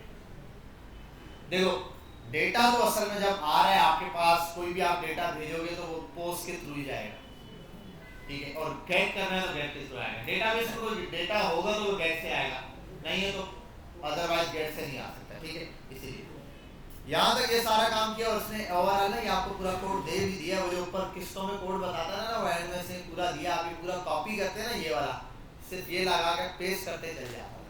ठीक है, उसके अंदर आपको कुछ छेड़ने की जरूरत नहीं है। एंड और स्टेप बाय स्टेप इस कोड इसकी सबसे बेहतरीन बात ये वन बाय वन समझाने के बाद पूरा कोड एट दी एंड एक साथ करके दे देते हैं। अब आते हैं यहाँ हाउ टू क्रिएट, ये तो राउट समझा रहा है, ठीक है, राउट एक्सप्रेस के अंदर ये हम सारे पॉइंट्स इसके बना दें, फिर एक्सप्रेस के इसके राउटर सेलेक्ट करेंगे। यहाँ आता हूँ अब how to write end points, इसने राउटर डॉट पोस्ट कर दिया भाई, ठीक है, पता है, आगे चल आगे चल आगे चल। यहाँ आते हैं, पोस्ट भी हो गया, ठीक है, ये भी हो गया, राउटर्स हो गया, ये भी हो गया। हाउ टू क्रिएट मॉडल, अब आते हैं यहाँ स्कीमा और मॉडल बनाना, ये मोस्ट इंपॉर्टेंट पार्ट है हमारे पास। मोंगूज को इसने रिक्वायर किया है, कहाँ से, मोंगूज से। हमें रिक्वायर करने की क्या जरूरत है, हमारे पास जब ऑलरेडी मोंगूज जो है वो रिक्वायर में मौजूद है, हम पहले से मोंगूज ला चुके हैं, तो हमें जरूरत नहीं। अब और इसके नीचे मॉडल बनाते हैं। अब ये स्कीमा क्या है, सबसे पहला बनता है स्कीमा, उसके बाद बनता है उसका मॉडल। मतलब ये कि जिस स्कीम पर, जिस स्कीमा से आप काम कर रहे हो, क्या डेटा आने वाला है, ये प्री डिफाइन होना चाहिए डेटाबेस। डेटाबेस कहता है, सिंपल बात है, अगर एक वेरिएबल आपने कहा नेम, तो मुझे पहले बता दो नेम में आएगा। नेम में आएगा का मतलब ये नहीं कि उजैर आएगा या फिर वो हंजला आएगा नाम में, या फिर ये तो किसी को भी नहीं पता था, लेकिन वो जो नाम आएगा वो नंबर है, वो ट्रू एंड फॉल्स है, बुलियन है, या कोई एरे है, या कोई ऑब्जेक्ट है, उसकी टाइप पता होनी चाहिए, ये नेसेसरी है, ठीक है। अच्छा, इसके साथ टाइप स्क्रिप्ट बहुत अच्छा देती है, क्योंकि टाइप स्क्रिप्ट के अंदर तो जावास्क्रिप्ट से ज्यादा सिक्योरिटी के टाइप भी आप डिफाइन करके दीजिए, ठीक है, तो इसलिए टाइप स्क्रिप्ट के बैक पर भी अक्सर यूज कर रहे हैं। बहरहाल यहाँ आते हैं, हम समझ गया इसकी कहानी, हमने कहा ठीक है भाई, हम आपको बता देंगे कि क्या चाहिए, इसने कहा ये रिक्वायर करो, ठीक है। अब यहाँ आता है mongoose डॉट स्कीमा। अब एक मुझे एक बात बताओ, ये क्या दिया है mongoose डॉट स्कीमा, उससे पहले क्या वर्ड दिया है, न्यू। न्यू का वर्ड कहाँ पर आता है, कंस्ट्रक्टर्स। ये कंस्ट्रक्टर्स मेथड क्या होते हैं, क्लास से ताल्लुक रखते हैं, और क्या होते हैं भाई, इसका मतलब होता है हमेशा कि एक चीज जो पहले से डिफाइन हुई भी है, बस उसको हम अपने हिसाब से चेंज करके आगे देते, बस इसमें कोई नई चीज नहीं आप ऐड कर रहे हो, ये स्ट्रक्चर्ड पहले से डिफाइन है, उसको आप क्या कर रहे हो, यूज कर रहे हो। मैं आता हूँ, इसको सिंपल कॉपी करता हूँ, यहाँ आने के बाद इसको यहाँ पेस्ट कर देता हूँ, सिंपल, ठीक है। आते हैं कॉन्स, ये यहाँ पे दिया है कॉन्स से, इसको हटाता हूँ, इसको समझते हैं। एक वेरिएबल बनाया है कॉन्स डेटा स्कीमा के नाम से, इसके अंदर डेटा जितना भी मेरा स्कीमा ऐड होगा, जिसमें मैंने कहा न्यू mongoose, ठीक है, डॉट स्कीमा। ये जो न्यू mongoose लिखा है, ये mongoose तो वही वाला चल रहा है, डॉट स्कीमा इसके अंदर ये चल। अब इसमें डेटा कैसे आएगा, इसके लिए मैंने डिफाइन किया है, ये ब्रैकेट इसके प्री डिफाइंड है, ये जो पर्पल वाले हैं ये। बाकी डेटा आप यहाँ पे A to Z ऐसे लाइन से बताओगे, भाई इसके अंदर नेम आएगा या इसके अंदर ये चीज आएगी, जो चीज ऐसे सिंपल देनी है आपने, वो चीज यहाँ पर आप डिफाइन कर दोगे। और अच्छा, एक और चीज भी होती है यार इसमें, आई थिंक एक वो भी कंडीशन होती है कि रिक्वायर्ड ट्रू है, और एक में होता है रिक्वायर्ड ना भी दो तब भी होता है, ठीक है। ये रिक्वायर्ड ट्रू ना दो तो उसमें क्या बोलता है कि वो चीज नेसेसरी नहीं है, आप ना भी दो तब भी वो उठा लेगा, डेटा एक्सेप्ट करेगा, लेकिन जहाँ रिक्वायर्ड दोगे उसमें लाजमी। बिल पर एक पोस्ट है जो पुश हुई है, ठीक है, अब पोस्ट पुश हुई है तो उसके साथ इंडेक्स नंबर लाजमी होना चाहिए। एक पोस्ट है जो कि डिलीट हो रही है, उसके साथ इंडेक्स लाजमी होना चाहिए, कौन सी डिलीट हो रही है, ठीक है, तो इसलिए ये चीज हम लाजमी नजर में रखते हैं। खैर बहरहाल ये आ गया, इसके अंदर जो भी है नंबर टाइप्स है, जो भी आपने डिफाइन कर दो। इसने यहाँ पर बोल दिया एज, आप सिंगल लेना चाहो आप सिंगल ले लो, बाकी हटा दो, बोलो ये नहीं रिक्वायर्ड, सिंपल मैं हटाता हूँ ऐसे करके, इसको भी यहाँ से हटा के नीचे लाते हैं, और ये है आपके सामने पूरा एक सिंगल डिफाइन हुआ हुआ। ये नाम आएगा रिक्वायर्ड में, जिसकी वैल्यू ट्रू है, और टाइप क्या है उसकी स्ट्रिंग। अच्छा, टाइप के अंदर पूरा वर्ड तरीके से लिखना था, कोई समझ ना आया ऑब्जेक्ट लिखो, एरे को भी ऑब्जेक्ट में ले लेते हैं, वरना एरे में भी उठाता है, ए बोला आर ए वाई लिखोगे एरे भी उठा लेगा, ठीक है, एरे भी ऑब्जेक्ट की टाइप की होता है। बहरहाल आपने ये बना दिया, यहाँ तक बात हो गई। ये बनाने के बाद जब ये कंप्लीट हो गया, अब आता है ये तो इसने खैर mongoose का डेटा और ये जो चीज़ की है, ये क्या किया असल में एक्सपोर्ट किया है। सर अभी हमें इसकी एक्सपोर्टेशन की जरूरत नहीं है, हमें इसको एक्सपोर्ट नहीं करना है, क्योंकि हमने इसको कहा उसी जगह बनाया। इसने तो एक्सपोर्ट इस वजह से किया है कि वहाँ पर जो ये ज़रूरत है। बहरहाल यहाँ आते हैं। अच्छा, एक और चीज़ मैं यहाँ देख लूँ, इसने यहाँ डॉट मॉडल मॉडल 1 सेकंड, इसलिए यहाँ एक चीज़ चाहिए जो कि हमें रिक्वायर्ड होती है, न्यू मॉडल 1 सेकंड, यहाँ है हाँ, ये लाइन हमें लाजमी ज़रूरत पड़ती है, बट ये यहाँ डिफाइन करने की ज़रूरत नहीं होती। mongoose डॉट मॉडल बस टू डेटा और साथ में दे दिया है डेटा स्कीमा। 1 सेकंड में ये कर लूँ फाइनल, उसके बाद आपको बताता हूँ। उसके बाद मॉडल रिक्वायर्ड है, मॉडल से नहीं, मॉडल की ऐसी ज़रूरत नहीं मुझे, खैर बहरहाल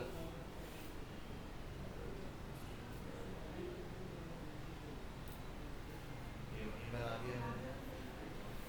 हाँ, एक मिनट, और ये दे दिया इसका रूट, इसको कॉपी करते हैं हम, ये तो ऐप का काम है। यहाँ हो गया 1 सेकंड,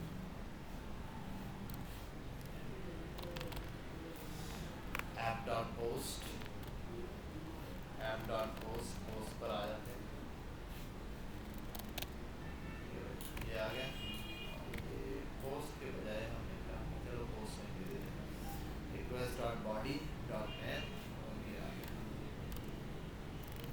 और एक और चीज़ यहाँ ये करवानी पड़ेगी मुझे, ट्राई एंड कैच भी दिया है new data, try and catch करते हैं।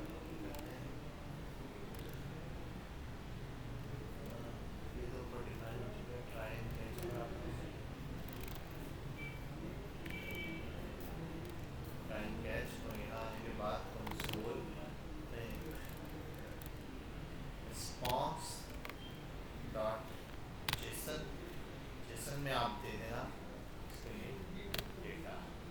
एक काम करो, रिस्पॉन्स डॉट जेसन में आप सिंपली दे दो रिक्वेस्ट डॉट बॉडी, जो रिक्वेस्ट में बॉडी है, ठीक है भाई, नेम आ गया। और ये लेट्स सी, इसको हम पोस्ट चलाते हैं और थंडर क्लाइंट पर आते हैं,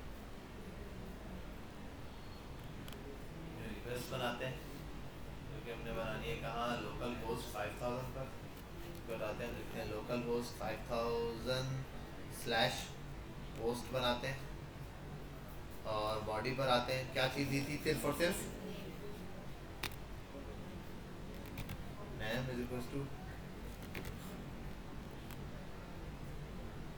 ये आने के बाद इसको बंद करते हैं, सर्वर पर आ जाते हैं, और एक चीज़ देखनी है मुझे, रिक्वेस्ट डॉट नेम कैपिटल दिया स्मॉल दिया, और एज नहीं रिक्वायर्ड भाई, मोडाल में जब दिया ही नहीं है, वहाँ डिफाइन नहीं किया तो यहाँ हम दे ही नहीं सकते, ठीक है भाई, ये इसलिए एक एरर देगा,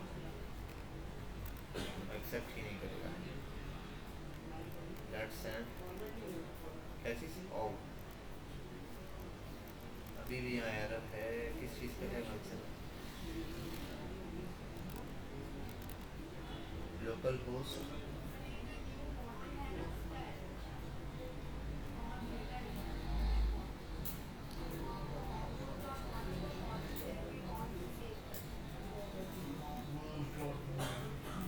यार, यहाँ एक मैंने कोई ऐसी चीज़ मिस्टेक हुई, पोस्ट 1 सेकेंड, कॉन्स्ट मॉडल को डिफाइन कर दिया, डेटा स्कीमा को भी, mongoose को भी आ गया।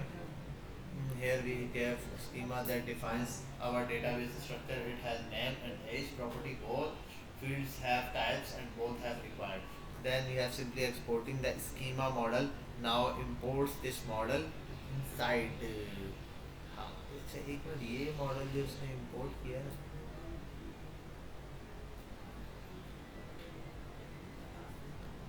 डेटा स्कीमा और डेटा, और उसके बाद न्यू मॉडल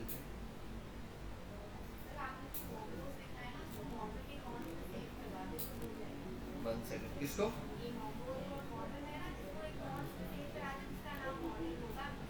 हाँ सही, मॉडल इज नॉट डिफाइंड,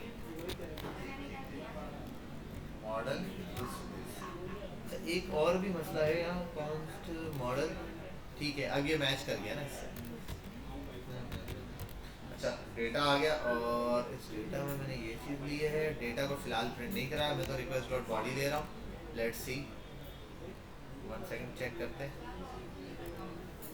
ना करने की जरूरत नहीं है, बार वन टाइम हम रीस्टार्ट वैसे कर लेते अपने इसके लिए।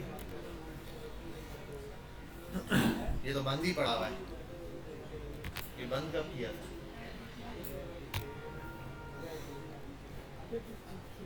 सीरियस चलिए भाई चीजें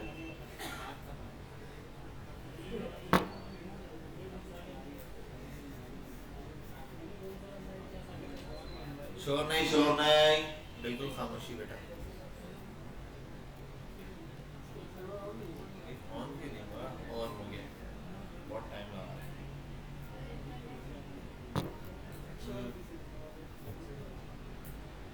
पीसी अच्छे वाला है, इंटरनेट अच्छे वाला नहीं है।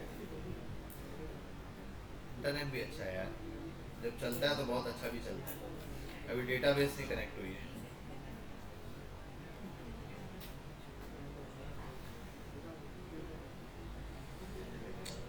यहाँ आ गया, जैसे मैंने मोंगोडीबी ऑन किया मुझे मैसेज आने शुरू हो गए।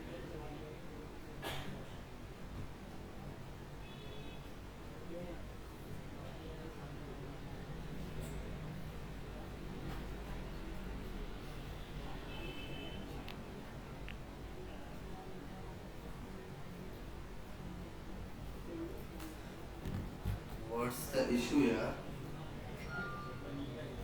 नहीं, ये डेटाबेस कनेक्ट नहीं हुई है। हाँ, डेटाबेस ही नहीं कनेक्ट हुई है। आई थिंक इंटरनेट ब्रेक हुआ है। 1 सेकंड, 1 सेकंड, इसको इंटरनेट का जो है ना बड़ा पंगा रहेगा। मैं अपना इंटरनेट शेयर करता हूँ। P4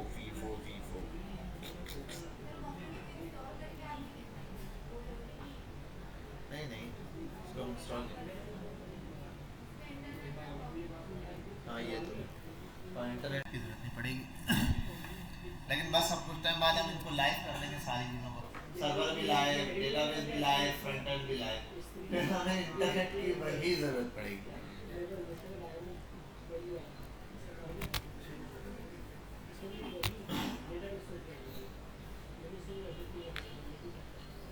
let's see.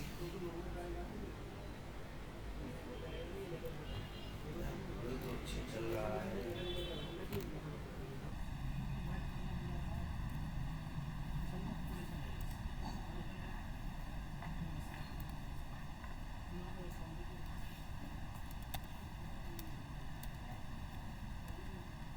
App dot post model,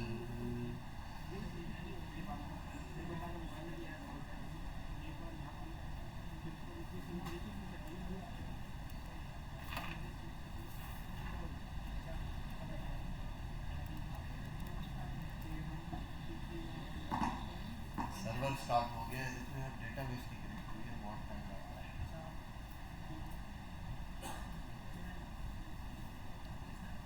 pause कर लेता हूँ, कनेक्ट। हेलो, हाँ भाई यहाँ पर आ जाए ज़रा। एक ऑप्शन था, इसको भी ज़रा देख लेते हैं। वो इशू क्या था ज़रा समझ लेते हैं।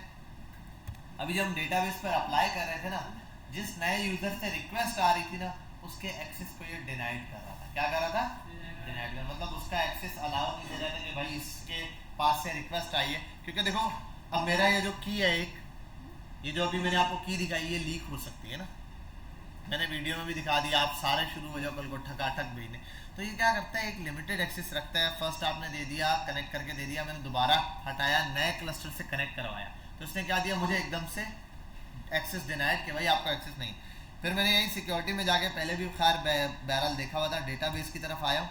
यहाँ डेटाबेस के लिए मेरे इसका पीसी का नाम आ गया कि BMJ7 वाले क्लस्टर के ऊपर ये जो आपने बनाया है, इसके ऊपर ये एक रिक्वेस्ट आई है, जिस पर मैं एडिट किया। इसने पूछा भाई इस तरीके से पासवर्ड से इसने कॉन्फ़िगर किया है, यहाँ आया, मैंने ये चीज़ इसको क्या कर दी, अलाउ। और जो क्लस्टर है अभी सिर्फ एक बना हुआ है, तो उसके ऊपर मैंने दिया है 3-4 हो, जितने पे हो आप जिसका एक्सेस देना चाहते हो वो यूज़ करके मैंने अपडेट किया। अपडेट करने के बाद सिंपल यहाँ पे मैंने काम किया कि मैंने इसको रन करवा दिया, बस जो कोड था मेरा। यहाँ तक तो बहरहाल आपको कोड पता है, ठीक है, ये ऊपर तक डेटाबेस कनेक्शन तक वो।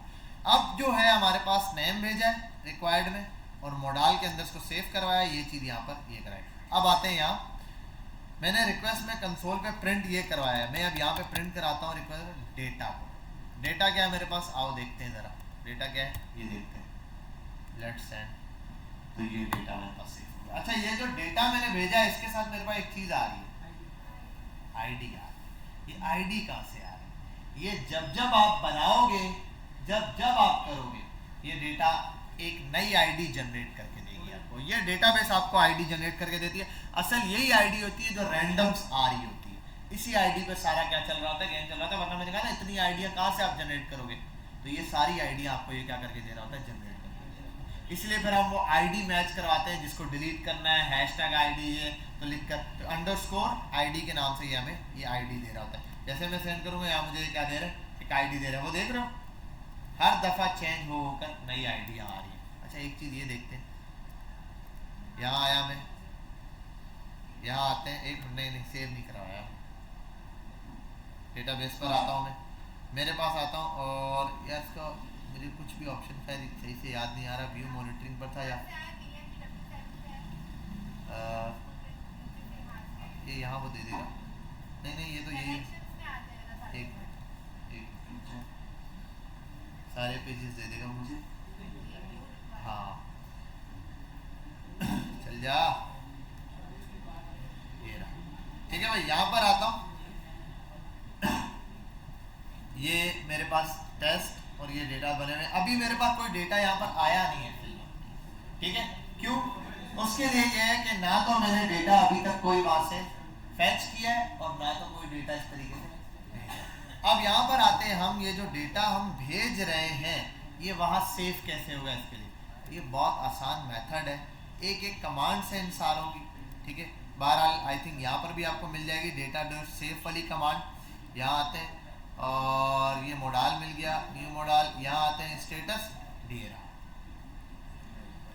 Data dot save. ये जो डेटा है ना, ये जो डेटा न्यू मॉडल में आया है, असल में इसको टारगेट करके डॉट सेव का मेथड चला है। ये मेथड चल रहा है हमारे पास क्या करने के लिए, डेटा को सेव करने के लिए।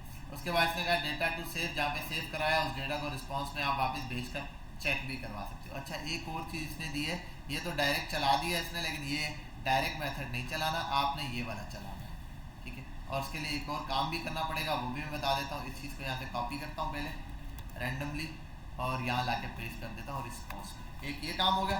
दूसरा ये करना है कि ये जो सॉरी ये बनाया, दूसरा ये जो फंक्शन है ना, इससे पहले लिखना है एसिंग,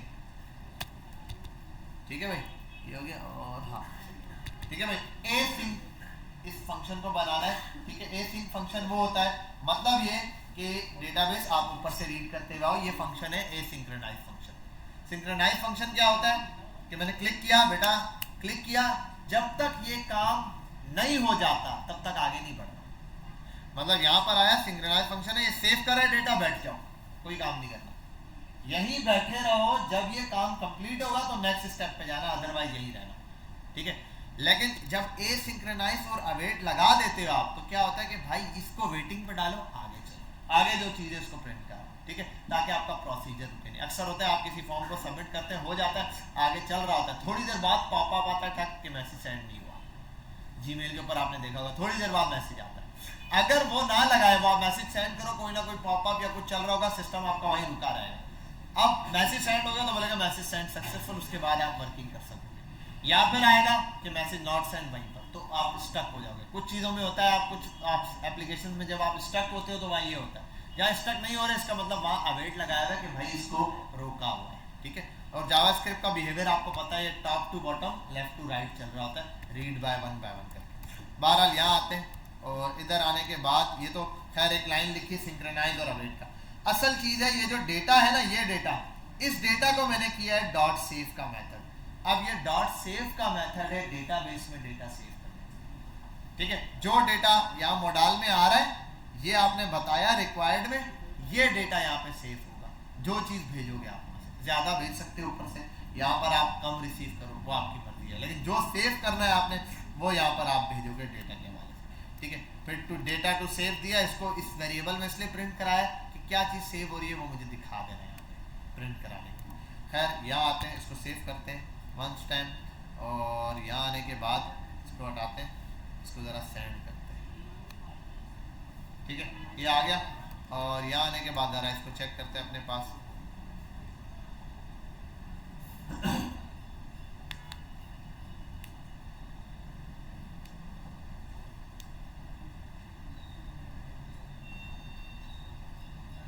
मेरे पास क्या आ चुका है, एक डेटा आ चुका है।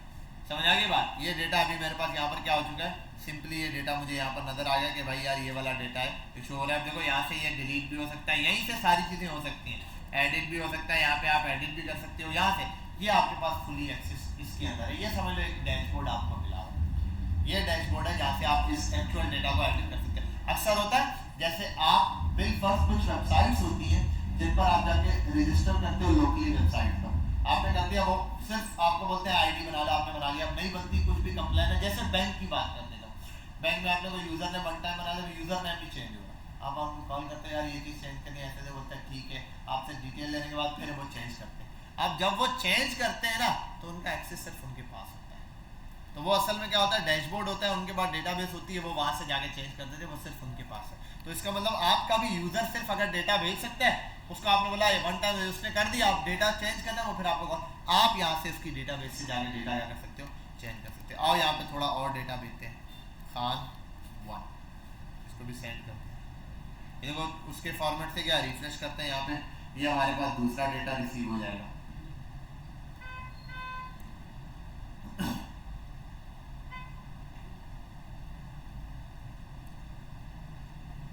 चल चल चल भाई, ठीक है भाई। ये देखो हमारे पास कितने डेटा रिसीव हो गए, 2 डेटा रिसीव हो गए, दोनों के दोनों कहाँ रिसीव हो रहे हैं, इस टेस्ट के अंदर रिसीव हो रहे हैं। अब आओ यहाँ पर जरा देखते हैं, एक फाइल है हमारे पास, ये सॉरी ये नहीं, .env, ठीक है। यहाँ तक ये मैंने बना दिया MongoDB टेस्ट, और ये रहा ये मेरे पास। अच्छा, इसमें एक फाइल के अंदर एक चेंजिंग होती है, एग्जैक्टली मुझे याद नहीं है, लेकिन 1 सेकेंड में आपको करके बताता हूँ। .टेस्ट बनाया हुआ ना इसने, 1 सेकेंड, यहाँ आता हूँ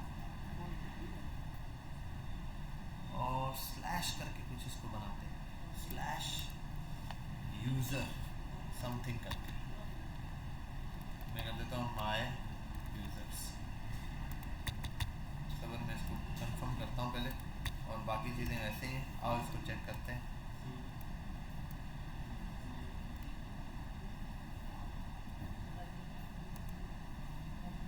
लेट्स सी।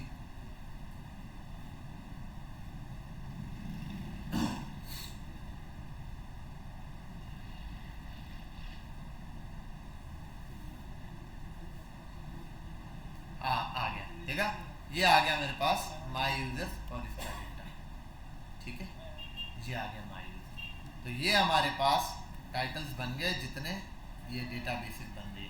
अच्छा, अब आप ये समझ लो, अब मेरी बात समझने की कोशिश करो। आप ये समझो, जब आप इस डेटाबेस पर आए, एक प्रोजेक्ट बनाया, एक प्रोजेक्ट की आपके पास एक डेटाबेस जो आपको मिल रही है ना, असल में समझो उसके साथ आपको एक क्लस्टर मिल रहा है। क्लस्टर आप ये समझ लो आपका एक पीसी है।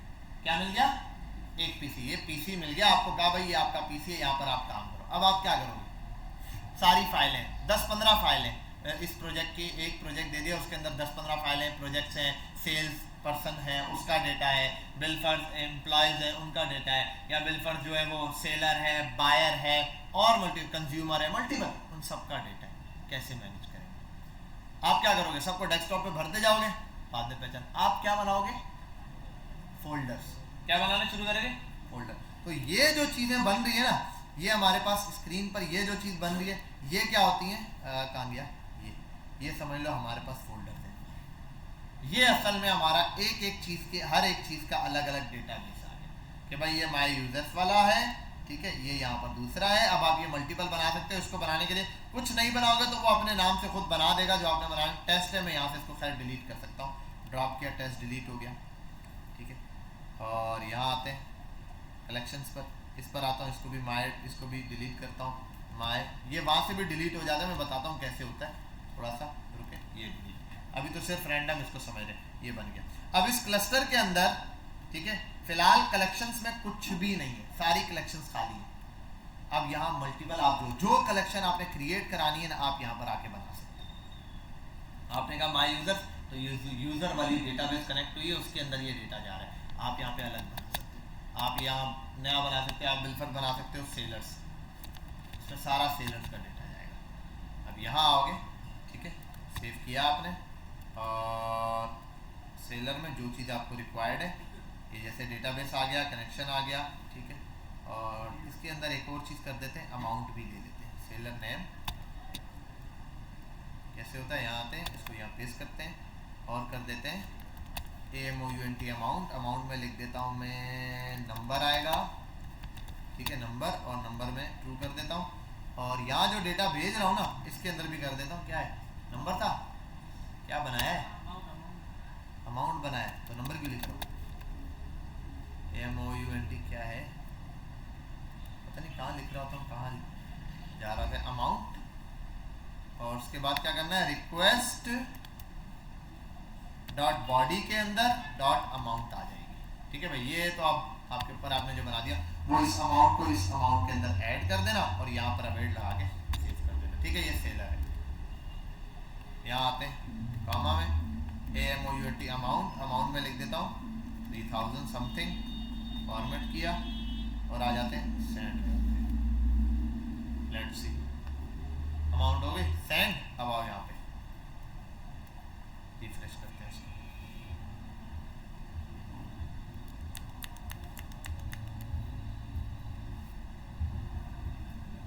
क्या चल रहा है भाई नीचे, ये क्या हो रही, इतनी देर से तो तूने 1 रुपए का कुछ पढ़ा नहीं है। अच्छा बहरहाल यहाँ आते हैं, ये एक आपने अभी पता क्या किया है, डेटा सिर्फ सेंड किया आप लोगों ने, ठीक है। डेटा क्रिएट करना आ गया, उसके बाद उसको रीड करना देखते हैं, डिलीट करना, और ये बहुत आसान है। फिर इसको हम फ्रंट एंड से कनेक्ट करेंगे, फिर वहाँ फॉर्म से बनाएंगे, डेटा वहाँ सेव हो जाएगा। इसके बाद इतना ज़्यादा मसला नहीं है। बहरहाल सिर्फ पहले ये चीज़ समझ लो, ये हो गया डेटा यहाँ पे, देख रहे हो, अमाउंट भी आ गई, उसका नेम भी आ गया, बाकी चीज़ें। अब इसके ऊपर सारा गेम हमारा डिपेंड करता है कि हमने किस तरीके से खेलना है, क्या करना है। अब सिंपल है, आपके पास ये तो बना दिया। अब यहाँ पर भी जाके कर सकते हो, इधर आगे ढूंढना पड़ेगा। डिलीट करने के लिए क्या करना पड़ता है, ये इसने हाँ भाई समझ गए ना सीखा। अब डिलीट करने के लिए क्या होता है, ये दे देगा गेट ऑल डेटा। गेट करने के लिए होता है फाइंड, ये रहा मॉडल फाइंड, ठीक है। फाइंड का मेथड होता है, फाइंड लगा दो तो फिर देता है, आओ वैसे तो हम गेट कर लेते हैं और गेट ऑल डेटा, और उसके बाद हम आईडी वाईडी से भी मैच करा सकते हैं। बहरहाल पहला काम हम ये करते हैं कि गेट की रिक्वेस्ट चलेगी, और यहाँ आते हैं, और उसके आने के बाद मैं एक काम करता हूँ, इसको पूरे को कॉपी पेस्ट मारता हूँ यहाँ, ये गेट की रिक्वेस्ट चलेगी, ठीक है। इसी पर चलेगी गेट की रिक्वेस्ट, और इस गेट की रिक्वेस्ट के अंदर हमें मिलेगा यहाँ पे, ये मैं अभी समझा देता हूँ, आपको समझ आ जाएगा, इतना मसला नहीं है इसके अंदर। यहाँ आते हैं और ये एक गेट की रिक्वेस्ट में ये रिक्वेस्ट मॉडल हमें भेजने की ज़रूरत नहीं है, हमें सिर्फ लेकर आना है। गेट को कॉपी करते हैं, यहाँ लाने के बाद इसको पेस्ट करते हैं, और गेट ऑल हटा के सिर्फ यहाँ हम पर ले लेते हैं। अच्छा एक minute, request response cons data model weight model find करो, फाइंड से ला के दे दो, चाहिए चलो। और रिस्पॉन्स डॉट जेसन ये रहा, कौन लगा हुआ भाई,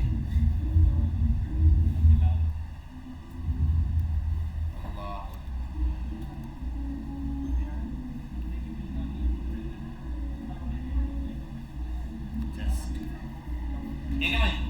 डेटा क्या किया, ऑल लिखा तो सारा का सारा डेटा क्या हो गया मेरे पास, गेट हो गया। अच्छा मैं एक काम करता हूँ, अभी पोस्ट भी तो है, पोस्ट पर आता हूँ, खान है तो कर देता हूँ UZAIR, उज़ैर को भेज देता हूँ डेटाबेस में। उज़ैर भी चला गया डेटाबेस में। आओ डेटाबेस पर वेरीफाई करते हैं क्या उज़ैर का डेटा आया है, पहले ये वेरीफाई करना जरूरी है।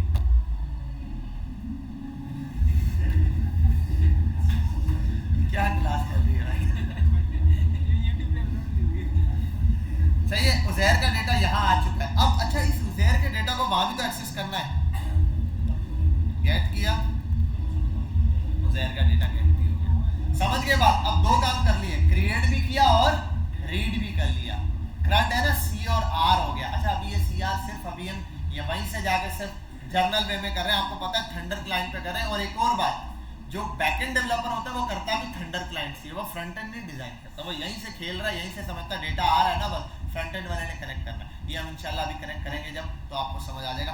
बहरहाल पहले तो यहाँ पे फ्रंट, अब इसको डिलीट करना हो, ये तो अभी ऑल गेट हो रहा है, इंडिविजुअल भी गेट हो जाता है, उसका मेथड भी खैर ये फाइंड एम फाइंड ऑल है ना, क्या दिया है मॉडल फाइंड, और इसके अंदर एक मिनट एक और मेथड होता है जिससे हम डेटा फाइंड कर लेते हैं, डॉट आईडी वाईडी करके होता है, ये रहा फाइंड बाय आईडी, ये रहा, ठीक है, ये इसने दिया हुआ है। और वहाँ जाहिर सी बात है मुझे आईडी भी भेजनी पड़ेगी। बहरहाल अभी मैं सिंपली किसी भी चीज़ से गेट कर सकता हूँ, नाम से या उससे। मैं एक काम कर लेता हूँ, एक और बनाता हूँ, ये क्या है, पोस्ट ही बनाया हुआ है, क्या कर रहा था मैं भी, गेट कर रहा था, अच्छा गेट कर रहा था तो गेट करूँगा ना, इसको ऐसे, इसको नहीं, इसको ये नहीं, यहाँ इसको भी ऐसे ही रहने दो। चलो एक काम करते हैं, नीचे आते हैं, यहाँ इसको यहाँ पे इसको, अच्छा इसको मैं कमेंट आउट करता हूँ फिलहाल, और यहाँ मैं कर देता हूँ इसको ऐप, ठीक है। अब यहाँ पर है ये कि आईडी ऐसे भेज रहा है भाई, यूज डॉट पैरेंट्स डॉट फिलाना डॉट ढूंढाना, इससे भी आप कर सकते हो, ठीक है। मैं अभी ये करता हूँ, ऐसे नहीं ढूंढो, मैं बोलता हूँ रिक्वेस्ट डॉट बॉडी के अंदर डॉट जो नेम आ रहा है उससे, मैं सिंपल ये नाम से ढूंढना चाह रहा हूँ, ठीक है, रिक्वेस्ट डॉट बॉडी, मैं नाम से ढूंढ रहा हूँ, वहां उसने आईडी दिया है और इसने पैरम्स से दिया। अब आप समझते हैं पैरम्स क्या होता है, यूआरएल के अंदर जो दिया होता है ना, आपने देखा होगा, जैसे ये रहा मेरा नाम, अक्सर ये यहाँ से ढूंढ के देता है। मैं ऊपर अगर ऐसे अपना लिंक्डइन का अकाउंट खोलता हूँ तो डेव डॉट बिलाल ऐसे करके हाइफन लगा के लिखता ऑन हो जाता है, वो यूजर रहेंगे तो उसके थ्रू भी कर सकते हो। बहरहाल मैं यहाँ इसके अंदर इससे मैच करा रहा हूँ request dot body dot name से, ये गेट की रिक्वेस्ट आएगी। और अच्छा एक और मसला है, गेट नहीं पोस्ट चलाना पड़ेगा, क्योंकि आपको पता है गेट में यूआरएल से डेटा दिया जा सकता है, पोस्ट में बॉडी में लिख के दिया जा सकता है। तो मैं बॉडी में लिख के दे रहा हूँ तो फिर मैं ये चलाऊंगा, वरना डॉट आईडी लगा के मुझे डेटा पास करना पड़ेगा। बहरहाल पहले पोस्ट से करते हैं। आओ, जो गेट किया था वो कहाँ है, क्या गेट किया था, उज़ैर का डेटा गेट किया था, मैं ये बाकी हटाता हूँ, मैं बोलता हूँ उज़ैर का डेटा आ रहा है, इसको फॉर्मेट करो, गेट की नहीं पोस्ट की रिक्वेस्ट भेजते हैं। और यार इस पे होम पोस्ट पहले ऊपर भी बनाया हुआ है, पोस्ट ऊपर बनाया हुआ है, उसको भी कमेंट करना पड़ेगा।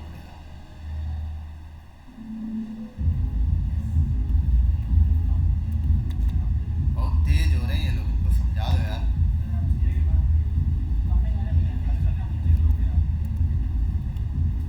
वन सेकंड, यहाँ है cast to object field for value Uzair, यार एक मिनट, उज़ैर वन सेकंड, हम यहाँ आते हैं पहले अपने इस कोड पर। यहाँ कुछ ब्लेंडर किया है, मैंने कहा सिंक्रोनाइज है, डेटा अवेट का मॉडल चलेगा, उसमें find by ID request dot body dot name, name के थ्रू, और डॉट डेटा दे दो, जो डेटा आया वो दे दो। अच्छा एक चीज़ ये भी है यार, यहाँ पे ये डेटा ऐसे ही छोड़ते हैं हम, मॉडल जैसा यहाँ, क्योंकि यहाँ डिफाइन हुआ है मॉडल, ये भी ज़रूरी है। और इसमें मैं ये कर लेता हूँ कि ये पूरा ऑब्जेक्ट कॉपी करता हूँ और यहाँ कर देता हूँ ठीक है, यहाँ स्लैश पे कर देता हूँ ये।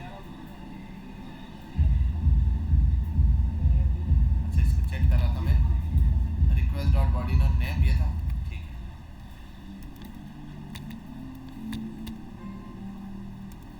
स्लैश पर आते हैं यहाँ,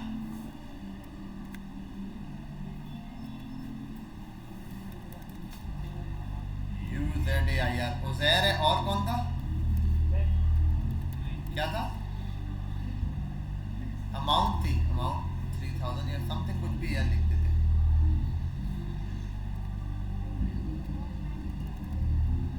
फॉर्मेट यार एक तो ये भी बड़ा आदाब है, we get header functional internal error,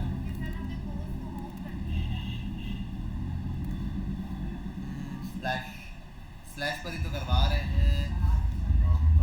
one second यार, एक काम करते हैं, वन सेकंड इसको यहाँ फाइनल करके चलते हैं, नेक्स्ट क्लास में इसी को आगे कंटिन्यू कर लेंगे। बड़ा तुझे जल्दी याद आया यार, गेट वन की जगह हम सिर्फ कर देते हैं आईडी, और यहाँ आईडी की जगह कर देते हैं UZAIR नहीं नेम।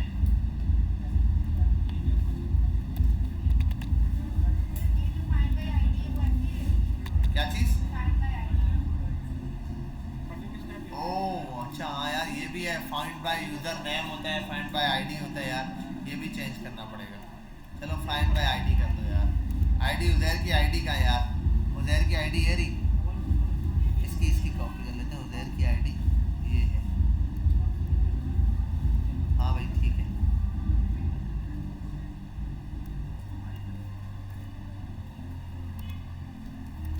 और ये आ गया जेसन, आईडी भेजेंगे हम यहाँ स्लैश में और ये सारी चीज़ें। ओके चलो यार देखते हैं, आप इसको फाइनल कर लेते हैं। गेट पे दिया है मैंने, गेट पे होगा ये वाला काम, गेट पे दिया है मैंने। गेट पे ऐप डॉट गेट चलेगा, स्लैश उसके आगे आईडी आएगी, सिंक्रोनाइज चलेगा, फिर const by find by ID, ID दे दी। यहाँ आते हैं, यहाँ आने के बाद let's see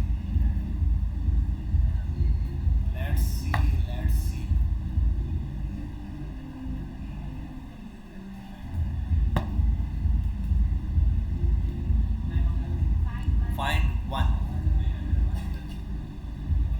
find by ID, find one. यार ये मेथड्स जो है ना छोटे छोटे याद रखने पड़ेंगे। फाइंड बाय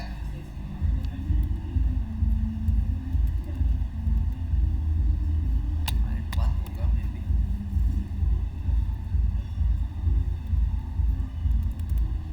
पैरामीटर्स नहीं डिफाइन है यार।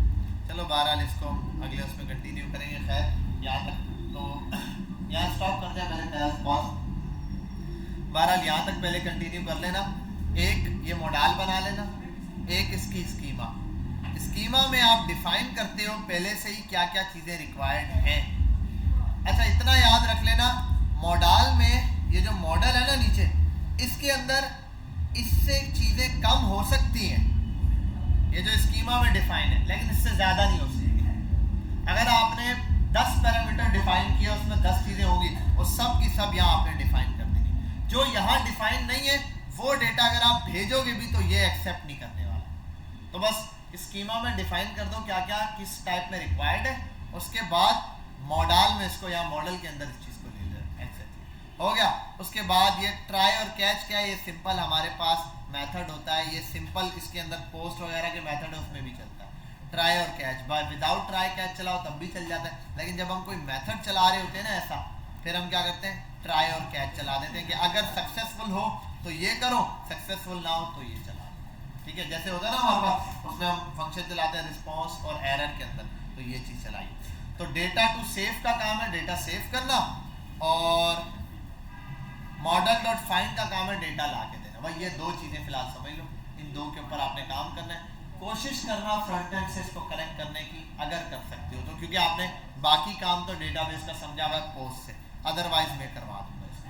ठीक है, क्या चीज़ है वो रिएक्ट वाला मैं करवा दूंगा, कोई मसला नहीं। ठीक है भाई, और भाई यहाँ इसको पॉज करते हैं। मुझे प्रोजेक्ट्स का बताया नहीं यार,